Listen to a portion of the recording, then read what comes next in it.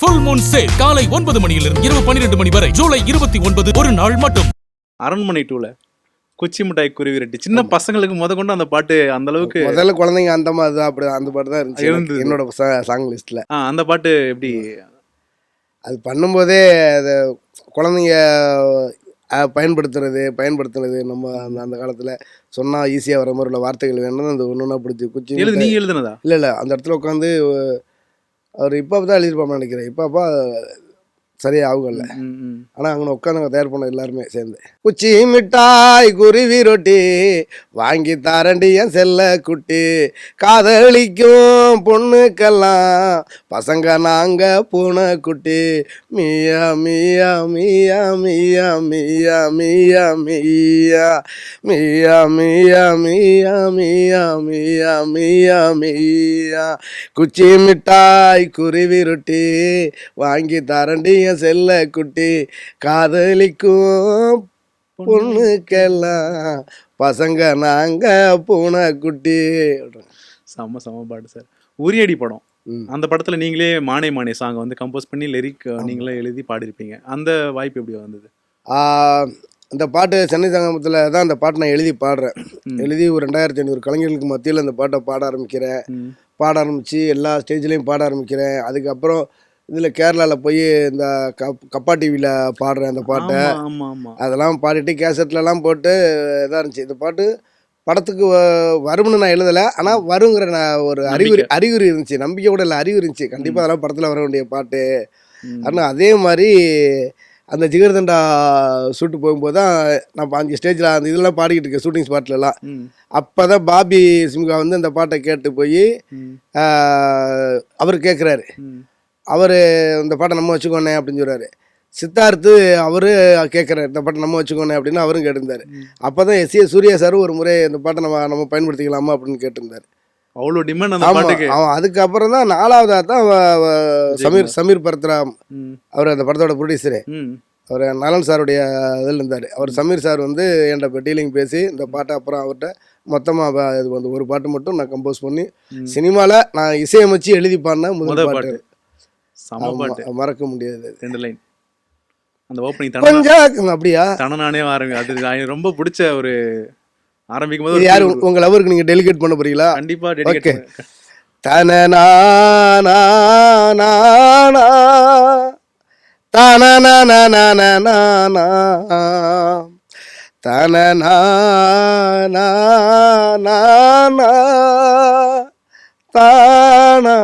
தானா தானா யோ யோ யோ யோ யோ யோ யோ யோ யோ யோ யோ யோ யோ யோ சொக்க வச்ச பச்சை கிளி சுத்த விட்டு பார்த்தது என்ன, முத்தம் ஒன்று கேட்டதுக்கு வெக்கப்பட்டு போனது என்ன, சொக்க வச்ச பச்சை கிளி சுத்த விட்டு பார்த்தது என்ன, முத்தம் ஒன்று கேட்டதுக்கு வெக்கப்பட்டு போனது என்ன, மானே மானே உறவன நினைச்சேனே நானே நானே உசுருக்குள் ஒளிச்சேனே அடிமானே மானே உன்னை உறவன நினைச்சேனே உன்னை தானே நானே என் உசுருக்குள் ஒளிச்சேனே. இது முதல்ல எழுதும்போது எதை நினைச்சு எழுதுனீங்க? ரொம்ப ஒரு மாதிரி ரொம்ப அதை பற்றி நோண்டி ஆராய்ச்சி பண்ணி கேட்டு என் புருஷ முன்னாடிக்குள்ள என் குடும்பத்தில் சண்டை இழுத்து விடாம அடுத்தடுத்து கேள்விக்கு போட்டீங்கன்னா நல்லா இருக்குன்னு நினைக்கிறேன். இல்ல அந்த அளவுக்கு ரொம்ப லவ் அதுல ஃபீல் பண்ண பாட்டு நல்லா இருக்கா, ரசிக்கலாம் ரசிக்கலாம், அதோட அதுல என்ன சண்டை வர போகுது அதைத்தான் கேட்காது ஏங்கிற கொடுக்க நான் அப்படி சொந்தமா சூனி வச்சுக்கோங்க சில நேரத்துல. அப்படியா? பாட்டு எனக்கு மனசுக்கு பாய்ச்சிருந்துச்சு. வடகர வாரத்தில் பாட்டு எப்படி யோசிச்சு எழுதணும்னா அது மாதிரி தான் அந்த ஸ்பாட்ல வருது தான் அப்படி கிடைக்கிறதா. இப்போ எனக்கு மியூசிக் எதுனா இந்த இன்டர்வியூக்கு வரும்போது கூட பார்த்தனா பயந்துட்டேன், ஆத்தாடி ஹார்மோனியத்தை வச்சிருக்காங்களே நம்மளை வாசிக்க சொல்லிட போயிடுறாங்க அப்படின்னு. எனக்கு மியூசிக் தெரியாது, மியூசிக் மறுபடியும் படிக்கல, கேள்வி ஞானம் தான். ஆனால் ஒரு 4 படத்துக்கு மியூசிக் பண்ணியிருக்கிறேன். நான் அதை கேள்வியும் கேட்கணும்னு ஆசைப்பட்டேன். எப்படி நீங்கள் வந்து கேள்வி ஞானத்தில் தான் வந்து மியூசிக்கை வந்து கற்றுக்கிட்டீங்க? எப்படி ஒரு படத்துக்கு மியூசிக் பண்ணுறது வந்து கொஞ்சம் காம்ப்ளிகேட்டான விஷயமா இருக்கும், அதெல்லாம் நீங்கள் எப்படி கொஞ்சம் கொஞ்சமாக இது பண்ண ஆரம்பிச்சீங்க? எனக்கு இன்னும் ஆச்சரியமாக தான் இருக்குது, எப்படா நம்ம மியூசிக் பண்ண படத்துக்கு. எம்ஜிஆர் மரணம் பண்ணிட்டீங்க, இன்னும் 2-3 படம். ஆமாம், ஃபஸ்ட்டு என்னோட முதல் படம் வைரி இன்னும் வெளியாகலை. நான் சொன்னேன் வல்லவனுக்கு வல்லம் அந்த படத்தில் டைரக்டராக இருந்தவர் விஜய் தேசிங் சார். இப்போ அவர் விஜய் கார்த்திகேயன் வச்சுருக்காரு. அவர் தான் அந்த சுதீப் வச்சு ஒரு படம் பண்ணி ஹிட் ஆனிச்சுல, அந்த படத்தோட டைரக்டர் ம். அவர் தான் வந்து என்னை முதல்ல மியூசிக் பண்ண சொல்கிறாரு. அந்த படத்தில் வந்து நான் கதை சொல்லியாக நடிச்சிருப்பேன். ம். வல்லவனுக்குள்ளங்கிற படத்தில் பாபி சிங் ஹீரோ இருப்பார். அதில் வந்து நான் சங்கிலி முருகன் ஐயாவோட மகனாக நடிச்சிருப்பேன், கம்யூனிஸ்ட்வாதியாக நடிச்சிருப்பேன். ம். அதில் நான் வந்து கதை சொல்லி ம். அப்போ கையில் தப்பு வச்சுக்கிட்டு கதையை சொல்லணும். அப்போ நான் அதை பாட்டாகவே பாட ஆரம்பித்தேன் அப்படியே அந்த இடத்துலையே. ம். அது டைரக்டருக்கு ரொம்ப பிடிச்சி போச்சு. பாட்டு நல்லா பாடுறீங்களா, ஆன் ஸ்பாட்டில் நான் கொடுக்குற லிரிக்கு பாட்டெலாம் பாடுவீங்க, நிறையா பாட்டு பண்ணியிருக்கீங்களா சொந்த பாட்டு அப்படின்னு சொன்னால் அப்போ என்னோட சாங் லிஸ்ட்லாம் காட்டினேன். ம். அதெல்லாம் பார்த்துட்டு தான் அவர் வந்து வைரி படத்துக்கு மியூசிக் பண்ணுறீங்களான்னு கேட்டார். எனக்கு ஆச்சரியமாக இருந்துச்சு. சார், நாட்டுப்புற பாட்டு கம்போஸ் பண்ணியிருக்கேன், ம். படங்கிறப்ப எனக்கு என்னால் முடியுமான்னு தெரியல அப்படின்னு சொன்னேன். பேக்ரவுண்ட் ஸ்கோர்லாம் கொடுக்கணும் அதுக்கு. ஆமாம், இந்த பேக்ரவுண்டுக்கு அந்த பின்னணி இசைக்கெலாம் நம்ம அது என்னன்னு கூட தெரியாது எனக்கு. எப்படி சார் பண்ணுறது, உங்களால் முடியும், நீங்கள் பண்ணுங்க அப்படின்னா அதை பற்றி தெரிஞ்சுக்க ஆரம்பித்தேன், கொஞ்சமாக தெரிஞ்சுக்க ஆரம்பித்தேன். மற்றபடி பாட்டு பண்ணுற ஃபார்மேட் நம்மளுக்கு தெரியும். ஆமாம். நான் ஒரு மெத்தடில் பண்ணுவேன். ம். டியூன் போட்டுட்டும் லிரிக் போடுவேன், இல்லாட்டா லிரிக் போட்டும் அதுக்கு டியூன் போடுவேன். அந்த மாதிரி கிளிக்கு போட்டு பாடிட்டு அதுக்கப்புறம் தான் சுதியை செட் பண்ணுறது. ம். ம். இப்போ பொதுவாக ஒரு பாட்டு பண்ணுறதா இருந்தால் ஃபஸ்ட்டு சுதியை செட் பண்ணுறது தான் பாட்டே பண்ணுவாங்க. ம். நான் ஃபஸ்ட்டு கிளிக்கு மட்டும் வச்சுட்டு நான் என்ன பாடுறேனோ அதான் சுதி, ஆ. எனக்கு கம்ஃபர்டபுளாக உள்ளதாக பாடுறது, இப்படி தான் பண்ணிகிட்டு இருந்தேன். அப்புறம் அவர்கிட்ட சாங்கெல்லாம் காட்டிட்டு 2 பாட்டு வந்து நான் பண்ணி வச்சிருந்ததுலேருந்து எடுத்துக்கிட்டாரு. 2 பாட்டு வந்து அவர் லிரிக்கு கொடுத்து அதுக்கு நான் கம்போஸ் பண்ணேன். ஓகே. மொத்தம் 4 பாட்டு. அதுதான் என்னுடைய முதல் படம். அதுக்கப்புறம் வைரிக்கு அப்புறம் அது இன்னும் ரிலீஸ் ஆகலை. அதுக்கப்புறம் எம்ஜிஆர் மகன், அம்புநாடு 9 குப்பன் ஒரு படம், குயிக்கோ. ஆமாம். ஆமாம், 3 ரிலீஸ் ஆகிருக்குது. படங்களுக்கு பின்னணி இசை எப்படி அது அந்த இதை எப்படி ஹேண்டில் பண்ணீங்க? நம்ம ஒரு ரசிகராக தான் நான் ஃபஸ்ட்டே, நம்மளுக்கு ப்ரோக்ராம் சப்போர்ட்லாம் பண்ண முடியாது. அதனால் ப்ரோக்ராமர் வச்சுக்கிறது, எனக்கு இது தேவை ஃபஸ்ட்டு அவங்கள ரேண்டமாக பண்ண சொல்லிடுறது, இதுதான் ம். பண்ணுங்கிட்டு எனக்கு என்னென்ன தேவையோ. ம். இந்த இடத்துல நான் ஒரு ரசிகனாக தேட்டரில் உட்காந்து பார்க்கும்போது என் மனசை பாதிச்சிருக்கும்ல. ஆமாம். ஆமாம். நம்மளுடைய மூதாதையர்களை தான் நிறையா பண்ணி வச்சிருக்காங்கல்ல, அவங்களோட எல்லாம் அந்த கேள்வி ஞானத்தில் தான் பண்ணுறோம்.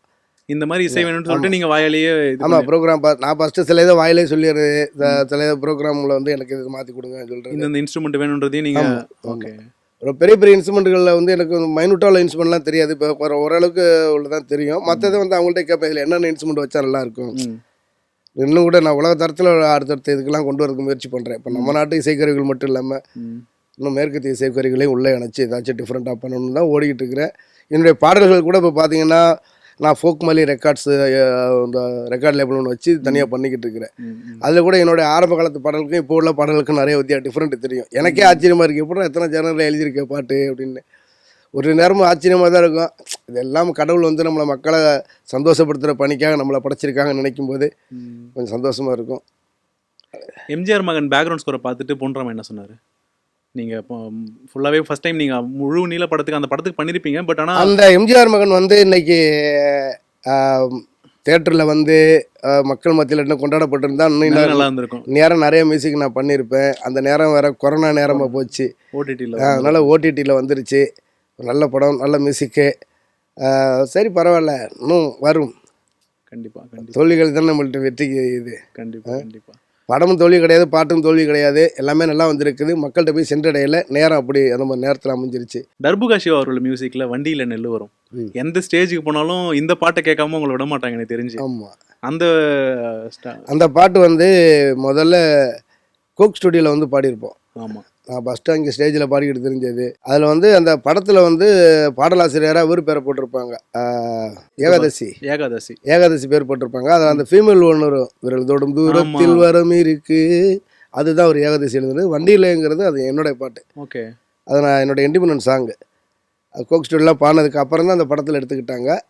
அவர் தர்புகா சிவா அவர் மியூசிக் டைரக்டர் அந்த படத்துக்கு பண்ணதுனால அவர் பேரும் அதில் வரும். அவங்களுக்கு முன்னாடியே இது நம்ம நாட்டுப்புற பாட்டு. அது வந்து தஞ்சை மாவட்டத்தில் மனிதர்கள் எப்படி ஒரு மனிதன் எப்படி வாழ்ந்தாங்க அப்படின்னு அலங்கார பாட்டுன்னு சொல்லுவாங்க. அதை வந்து வண்டி அவங்க இந்த மாதிரி வாழ்ந்தாங்க, அவங்களுக்கு வண்டியில் நெல் வரும், வண்டியில் ஊற வைக்க வைகாயத்தில் தண்ணி வரும், பொட்டியில் நெல் வரும், பொய்காயத்தில் தண்ணி, இப்படி அதுக்கு உண்டான பாட்டு. அது வந்து நிறைய பாடல்கள் என்னோட பாடல்கள் பார்த்தீங்கன்னா அந்த நாட்டுப்புற பாடல்களோட கலந்துதான். கண்டிப்பாக அப்படிதான். சொடக்கு பாட்டாக இருக்கட்டும், பரியரும் பெருமாள்ல அந்த எங்கும் புகழ், அதெல்லாமே வந்து பின்னாடி அந்த மக்களுடைய வழிகளையும் அவங்களுடைய வாழ்வியலையும் பிரதிபலிக்காம தான் இருக்குது. வண்டியில நெல் வரும், வண்டியில நெல் வரும், வண்டியில நெல்லு வரும், வண்டியில நெல்லு வரும், அம்மாவுக்கு வண்டியில நெல்லு வரும், வண்டி நல்லா ஊற வைக்க, வண்டி நல்லா ஊற வைக்க, வைகையாத்து தண்ணி வரும், அம்மாவுக்கு வைகையாத்து தண்ணி வரும். எனக்கு தெரிஞ்சு ஈஷால கூட நீங்க அந்த பாட்டெல்லாம் போய் பாடினீங்கன்னு நினைக்கிறேன். செம்ம இல்ல, vibe எல்லா இருந்தது. ஸ்டேஜ்லையுமே நான் பாடிடுவேன் அந்த பாட்டு ஓடகர ஓரத்துல பாட்டு, இந்த மானே மானே பாட்டு, இதெல்லாம் தவிர்க்க முடியாத பாட்டு என்னோட விடைகள்ல. பவர் பாண்டி படத்துல ம் வீசும் காத்தோடு தான். அது நீங்க நிறைய பாடல்கள் பாடினாலுமே இந்த பாட்டு எனக்கு ரொம்ப பிடிச்ச ஒரு பாட்டு. இந்த பாட்டு அப்படியா? எனக்கு ரொம்ப பிடிக்கும். வீசும் காத்தோடு தான். இப்படி கோத்து கோத்து விட்டாங்களா எனக்கு சரி. நல்ல நல்ல பாட்டெல்லாம் பாடிருக்கீங்க, அதெல்லாம் தெரியும். அப்படியே நீங்க உங்களுக்கு வந்து ஒரு ஃபோக்கை மட்டுமே இது பண்றாங்க. இது எவ்வளவு ஒரு மாதிரி வருடிட்டு போற மாதிரி நான் பாட்டு இது. எனக்கு ஒரு சைடு நாட்டுப்புற பாடம் வந்து சந்தோஷம்தான், புரியுங்களா? ஆனா இன்னொரு சைடு வந்து இது மறைக்கப்படுது. ஒரு நாட்டுப்புற பாடகர் அப்படிங்கிற ஒரு வட்டத்துக்குள்ள தான் வச்சிருக்கிறாங்க. மத்த பாடல்ல கொடுக்க மாட்டாங்களா? அந்த வட்டத்துக்குள்ள தான் பார்க்குறவங்களே அந்த வட்டத்துல தான் பார்க்குறாங்க. ஆனா நீங்க அவ்வளோ பாட்டு எல்லாமே எல்லா ஜேர்னலையும் பாடியிருக்கேன். அதில் வெஸ்டர்ன் பாடியிருக்கேன், ரேப்பு பாடியிருக்கேன், கிளாசிக்கல் பாடியிருக்கிறேன், எல்லாமே பாடியிருக்கிறேன். ஆனால் இன்னும் அந்த நாட்டுப்புற பாடகர் அப்படிங்கிற ஒரு அடையாளம் தான் இருக்கு இந்த பாட்டு. அதே மாதிரி யாரும் இல்லா பொன்னேரமே, இந்த பாட்டுலாம் நீங்க சொல்ற அந்த கேட்டகரி வரிசையா இருக்கும். உண்மையிலே தனுஷாருக்கு நான் அந்த இடத்துல நன்றி சொல்றேன். ஏன்னா அவருடைய படைப்பு முக்கியமான படங்கள் நான் 2-3 படங்கள் ஒரு டைரக்ஷனா பண்ண படம் வேற அந்த ஆமா. பாட்டு. இப்போ கூட கரசாமி வரைக்கும் பாடியிருக்கிறேன். எனக்கு ஒரு பெரிய ஆமா இட்லி கடை அப்படியே வரிசையா போயிட்டு இருக்கு. அந்த பாட்டு ஷான் எப்படி கொடுத்தாரு உங்களுக்கு? என்ன எப்படி ஆரம்பிச்சது அந்த படம்? ஆமாப்பா, அவர் ஷான் வந்து எங்கள் டீமுங்கிறதுனால எங்கள் டீமில் யார் என்ன பண்ணாலுமே அந்த சந்தோஷம் இருக்கும்ல. அவர் 4 படம் ஒரே இடத்துல மியூசிக் பண்ணார் தெரியுமா? அந்த இடத்துல ஷான் ஃபஸ்ட்டு ஓப்பனிங் இல்லையா, சாண்ட்ரால்டன் முண்டாசுப்பட்டி அந்த இதில் ஒரு 4 படம் ஒரே இடத்துல ஒர்க் பண்ணார். அதில் நான் 2 படத்தில் நான் பாடியிருக்கேன் நினைக்கிறேன். முண்டாசுப்பட்டில ஒரு பாட்டு. ஆமாம், அதுதான் நான் முதல்ல விருது வாங்கின பாட்டு. அதான் கில்லாடி ஒருத்தன் அல்லாடி தெரிஞ்சானே, அது ஒன்று. ராசா அதே ஒய்ஃபு பாடியிருப்பாங்க அதில். ஆமாம், ஷான் வந்து நல்ல ஒரு அதாவது நல்ல நண்பருங்கிறத தாண்டி நல்ல ஒரு பெர்ஃபார்மன்ஸர், நல்ல ஸ்டேஜ் பாடகர். நான் இண்டிபெண்டன்ட் கலைஞனாக மேடையில் நிற்கும் போது அவரே நான் மேடையில் பார்த்துருக்கேன். நான் அடுத்தவங்க கச்சேரி பண்ணாலே அந்த இதை நின்று பார்க்க மாட்டேன், கூச்சப்படுவேன். ஆனால் இங்கே சென்னையில் வந்து அவருடைய ஷோ நான் 2-3 இடத்துல போய் பெரிய பெரிய ஹோட்டலில் போய் நான் போய் பார்த்துருக்கேன் நேரடியாக. அதுக்கப்புறம் தான் இங்கே இப்படிலாம் பண்ணுறாங்கன்னு அங்கெல்லாம் அப்போ தெரிய ஆரம்பிச்சிச்சு. அப்போ அவர் ஏதோ ஒரு பாட்டு பண்ணியிருந்தார், ஒரு இண்டிபெண்டன்டாக ஒரு சாங். அதான் மயக்கர பூ வாசம்னு ஒரு பாட்டு நினைக்கிறேன் இல்லைங்களா? அதுலேருந்து எனக்கு ஒரு பிடிக்கும். அவருடைய கம்போசிங் எல்லாருக்கும் பிடிக்கும், ஒரு குரலும் பிடிக்கும்.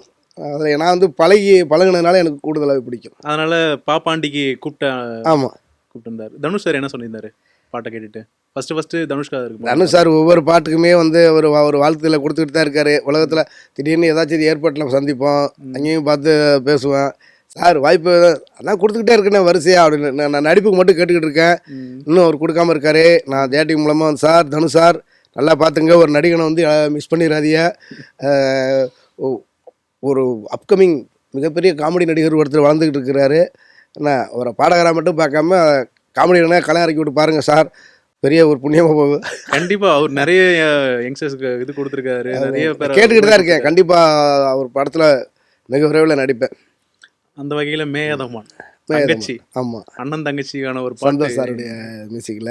ஆனா பெல்லாம் பேய் வர்றா அன்பில் குட்டி தாயி வரா, ஆனா பெல்லாம் பேய் வர்றா அன்பில் குட்டி தாயி வரா, அண்ணங்காச ஆட்டை போட்டு பியூட்டி பார்லர் போய் வர்றா, மேக்கப் பள்ளி மொழுகு என் தங்கச்சி தான் அழகு, மேக்கப் பள்ளி மொழுகு என் தங்கச்சி தான் அழகு. செம்ம பாட்டு. அந்த டைம்ல தங்கச்சி எல்லாருக்குமே இந்த பாட்டு தான் டேக் பண்ணி வர மாதிரி பாடம் இருந்தது. அந்த படம் அந்த ரெஸ்பான்ஸ் நல்லா இருந்தது இல்லை சார்? ஆமா, அது பாட்டுல நான் நடிச்சிருப்பேன். ஆமா, அந்த இதுல நான் ஆடி இருப்பேன். இங்கதான் போனுச்சு, இத காசிமேடு இதுல தான் போனுச்சு. அது ஒரு நல்ல அனுபவம். அந்த பொண்ணு வைபவ் அவங்க டீமே இருந்தாங்க. அதுக்கப்புறம் ரொம்ப நாள் சென்று ஏதோ ஒரு படத்துக்கு பாடி இருந்தேன், அந்த பொண்ணு ஹீரோயின் நடிச்ச படத்துக்கு. அப்ப கூட அது பேசிட்டு இருந்தோம், அம்மா ஞாபகம் இருக்காமான்னு. மறக்க முடியாத நிகழ்வு அதெல்லாம் வந்து. அந்த பாட்டுக்கு அப்புறமா உங்களுடைய கரியர்லயே டேர்னிங் பாயிண்டா இருந்த பாட்டு வந்து சொடக்கு மேல சொடக்கு. சொடக்கு. ஏன்னா ஒவ்வொரு டைம்லயுமே ஒரு பாட்டு வந்து நம்மளை வந்து இன்னும் கடைக்கோடி மக்கள் வரைக்கும் போய் ரீச் பண்ண வைக்கிற மாதிரி பாட்டு. அந்த வகையில் இதான் முதல் பாட்டு, சொடக்கு பாட்டு தான் அந்த மாதிரி எடுத்துட்டு போனது. ஏன்னா விருதுகளே ஒரு 5-6 விருதுகள் வாங்கி கொடுத்துருக்கு. 100 மில்லியனுக்கு மேல போன பாட்டும். ஆமா, 110க்கு மேலே போயிருந்துச்சு. இதுக்கப்புறம் வந்து டகருன்னு ஒரு படம் கன்னடாவில், அது 110 மில்லியன் போயிருக்கு. அதான் என்னுடைய ஃபஸ்ட்டு பாட்டு. அவர் சிவராஜ்குமார் அண்ணன் நடித்த படத்தில். அதனால் சொடக்கு பாட்டு அது இங்கே போய் பாடுறேன். பொதுவாகவே நைட்டில் தான் நடக்கும் அனிசாருடைய மியூசிக்கில். இங்கே போய் பாடுறேன். பாடும்போது அதே மாதிரி தான் படம் எல்லாம் கேட்கல. மணியம்மது ஒன்று எழுதுனது அது. நாங்கள்லாம் ஒன்றா உட்காந்து தான் அந்த இடத்துல இது பண்ணோம். இந்த மாதிரி ஒன்று வேணும். நான் சொன்னேன்ல எல்லா பாட்டுக்கு பின்னாடி ஒன்று இருக்குன்னு. இந்த சொடக்கு பாட்டு இது வந்து டியூன் வந்து அங்கே சந்தோஷ் சாருக்கு போக வேண்டியது. எதுக்கு? பரியர் பெருமாளுக்கு. இதோட சொடக்கு பாட்டோடைய இது வந்து ஒரிஜினல் மக்கள் பாடுறது எப்படின்னா, ஊர் நாட்டில் முப்படாதி கதையை கேளுங்க, பெரியோர்கள் வந்து சபை கூடி நின்று முப்படாதி கதையை கேளுங்க, இப்படி இருக்கும். முப்படாதி இப்படி வரும் பாட்டு. கிராமிய பாட்டு.